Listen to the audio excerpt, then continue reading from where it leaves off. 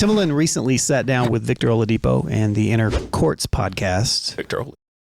Everybody got there was one. somebody else. I don't know who the other guy on the podcast was, but I recognize Vic. You know, he's an Indiana guy. In which he called today's music bland, boring, admits there's currently no well-known artist whose music moves him, and praises AI by saying it's the only thing that has pure soul. I just don't feel like ain't nobody moving me that's already that we know. And I think y'all feel the same way. No, 1,000%. Because I feel like it ain't nobody's fault but just the world or what's going on. Yeah, I just feel like you can feel the pressure of the dividedness, and I hate that. You don't see no reconcile to this whole election. Is divided us. Yep, 1,000%. And when I mean by that, it divided the music. The music sound bland. It sound boring. And which is, we talk about AI and artificial intelligence, but shucks, that's the only thing that has a pure soul right now. That you can create something and just express your true feelings, and it comes out beautiful. But ain't no song right now, and y'all gotta admit, it's grabbing you. That's all cap. I don't know if I gotta admit that. Man, that's... So I guess my question was, when I first wrote this down, I was like, maybe I'm overreacting is this a case of him just exaggerating a bit and it's just kind of blown out of proportion? You know what I mean? Yes. It is? Yeah, come on now. Like, I mean, part of it is like you get to a certain point in your life, because I'm kind of there, where like whatever is new is not, and what's shoved down our throats as far as what they really push hard. You'll be like, I just don't feel that. And it's like, well, part of it is because it's not for you. And, you're still rocking with music that was from the best part of and the most freest part of your life. But like, I can't act like, and maybe because maybe it's because I listen to so much music. Like, I like some of the records that came off of Cowboy Carter. I like those Beyonce records as much as I like any Beyonce records I've ever heard. I love Texas Hold'em. I love that record with Miley Cyrus. I love that record that Jelly Roll had. It was Somebody Save Me. It's depressing kind of, but at the same time, it hit me in a place where I was at the time. And I still hear, when I hear SZA's records, when we wouldn't talk about these Kanye West records, or not Kanye West, please don't say that. Kendrick Lamar records, if they didn't mean something to us and there wasn't a heart there that, moved us in an emotional way, not just because I'm not, like I said, I'm out of the club business now. So I'm not just watching what happens in real time as far as what people shake ass to. I have to listen to things that actually connect with me in an emotional manner. And I still think there's plenty of that, and there's never been anything that was done so well on an AI level to where I'm like, oh, let me get this AI song and find a way to listen to it every day while I'm, brushing my teeth, getting ready to go to work. I just don't understand where he's at with that. But once again, Timberland is in a different place in his life. He's in a different tax bracket. He's in a different place creatively. You know what I'm saying? Maybe there's nothing that moves him because there's nobody he wants to collaborate with right now. Yeah, it's just not working in his favor. I don't know if y'all seen the Rhythm Roulette.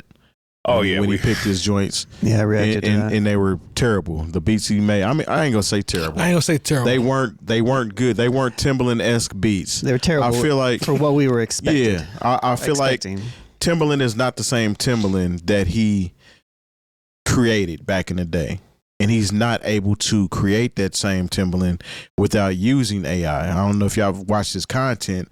A lot of it is, I used AI to create this song, and I did this, and I did that. I think that's where he's at personally. That's what he's talking about himself. How often do you guys listen to AI?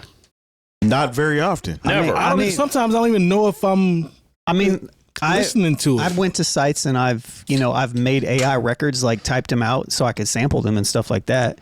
And generally speaking, it's hilarious, but it's not like, oh my God, this is the most amazing. Like, what does? Have you ever listened to gospel AI? No. It's you funny. got me want to do it now. It's funny. It's yeah. pretty amazing. It's amazing. Really? It's amazing, like in a good way. In a good way. Yeah. I mean, I have a friend of mine, a mentor of mine, who is a super producer. Mm-hmm. He's produced for Dre, Eminem, Dave Matthews, Yo-Yo Mom, Bonnie Raitt, you name it. Oh, that's love. He's like a Tony away from an EGOT, right? Yeah. And he is like Timberland. Like, he is really into AI Really? right now. right? I'm talking, he could play like 8 instruments. Yeah. You know what I mean? And so I was kicking it with him, and he was playing me some gospel AI. Yeah. But he didn't tell me it was AI. Yeah. And I was like, yo, this is crazy. He's like, yo, this is AI. Look how soulful, how spiritual it is. Yeah. Right. And so he talks about AI from the perspective of it being another instrument.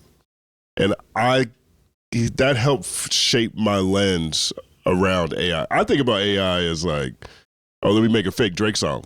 Yeah. You know, I want to make a fake Wu-Tang song. You know? Or the Instagram post where they got just a soulful spin on something. Yeah, you know 60s rendition of Not Like Us. Yeah. Right. So, but like, he is my lens to look at it from a musician standpoint. And the way he uses it for fun a lot of times, but also the way he incorporates it into a score he's working on or something he's mixing with things that he created or another artist actually created too. Like, it's another instrument to him. Right. And so it's a tool, essentially. Yeah, it's a tool. It's not like it's just AI on its own that he's rocking with. You know, like the theme song, It's All Happening, is AI. Okay. Right? That's him writing it. He wrote the bars on it. The beat is AI. Justin Hunt is here, we so happy. Right? Now, people don't realize it. Right. You know, they think it's dope. Oh, this is dope. Oh, boom bapping it. Oh, this is great. Yeah. But that was another example of how it could be used as a tool to help Elevator to pull out certain particulars in it. And so I'm not anti-AI. Yeah, no, I'm not anti. My issue with it is saying that there's nothing that moves you other than AI. I think that's what bothers me with that. I mean, I think you probably pointed it out well. Now, I haven't liked a Timberland beat in a very long. I remember I did a review on the Blueprint 3, and I was like, "This would be great if Timberland wasn't on it." It's been a very long time since I felt like Timberland. Oh, they got so mad at Yell at Justin, not me. Right. Yeah, man. Hey, it's written. You go look at it, some old blogs. It's my most viral clip. It's still sitting there. He said, "I got the receipts." It's an article. You know, if you want to read, that's what I said. Yeah. But you know. But I can see where he's coming from regardless. Like, I don't know if what he said was a referendum on everything. Right. I think a lot of times, too, especially in hip-hop, there's an emphasis on something fresh, something new, something different. True. And so, you know, I'm happy when I hear things that remind me of, like Common and P. Rock's album last year was really great. You know what I'm saying? Yeah. Now, is it the best in either of their catalogs? I don't think so. Right. But I'm happy that they still have a place in the market. You know, I'm happy they can still be exalted for the work they put in and the beauty they put together, right? But if you look at the broad swath of hip hop, I'm not sure people are looking at that as like, oh, where hip hop is going, right? And so I can see where you look around the landscape and everything feels like it's a bit, you know, stale, you know, or you know, I don't want to say revisionist. It's a little referential. Everything refers to something else, except for maybe Playboi Carti. But you know, there's a lot of debate on how good this Playboi Carti project is for a lot of people. I like the Playboi Carti project because it's more palatable for me. I'm not a rage artist. I'm a rage fan. I don't want to listen to rage music for a festival in the gym like that. I'm not trying to listen to it on my free time. So I like this one. But if you look at the broad landscape of things, a lot of it does feel very revisionist. It's very referential, just in a lot of different ways. And if you're Timberland, and here's something that allows you to go places that maybe, you know, he hasn't been able to go to as one of the defining producers for a 20-year period, at least, or 15-year period, then I'm not surprised he would make a statement like that. I can see it from a creative standpoint. I could definitely see from because it's definitely tapping into a whole different. I mean, I've used it in a variety of different ways, and I teach music production, so like I'm familiar with a lot of these tools. So it does kind of introduce. Again, Timbaland's been doing this for over 25, 30 years, you know, at this point. So like, I can understand from a creative standpoint of like, oh, this is a cool approach. It's making it fresh. It's making it new again for me, you know. So I get it from that angle. I don't get it from the other angle there's nothing else out there. Like it's like groundbreaking. Like I've heard some gospel records and they do sound good. I've heard Gospel stuff sound crazy. Some of the stuff does sound super crispy, and you know, and the fact that you can control it's kind of cool. But at the same time, like I don't know. I don't feel like it's really doing anything that humans can't do in that and that I'm hearing. I think that what you said about your homies, that's the producer. The one thing I said about AI is it's going to be crazy for people that are already musically talented. For sure. Like you said, he plays instruments, right? It's a tool, man. Lone was talking about it too, because we talked, I think it was the last episode, about the difference between AI as the shell, the base, the core, and then you just sprinkle something on it and then we push it out, versus manipulating it, to your point, how I'm assuming the producer approaches that. I think there's creativity still there, right? And I'm always pro people learning the process. Even if you're still going to use AI, that's cool. That's the way we have to evolve, right, as creatives, because the world will pass you by if you don't. But the people that can actually do that, to your point about your homie, that right there, to me, I can respect it, because it's like, yo, he took this and turned it into that. Right. With his skill set, his talent, his arrangement, and everything else. So I just think there's something important to the learning the basic side and then moving forward to, experiment with it. Yes. But as a musician, though, especially as somebody of Timberland, facts. Somebody of Timberland stature, to say that nothing is moving him or nothing sounds good, and point directly to AI as the source of something that's going to change. I can't vouch for that. To me, that seems to me like it's kind of a situation where they talk about there's no good music out here as the consumers, when there's a lot of artists that you're not exploring because you're focused on just radio. Maybe he's only talking like super popular mainstream artists too. That's possible. Maybe that's what it is. Maybe it's Leon Thomas dropped a very dope album. He also before this he briefly mentioned, he talked about his playlist that he's trying to promote, and it gets like 21 million listeners or something a month, and wanting to keep fresh musicians on it as well. So maybe that's part of it potentially. I don't know.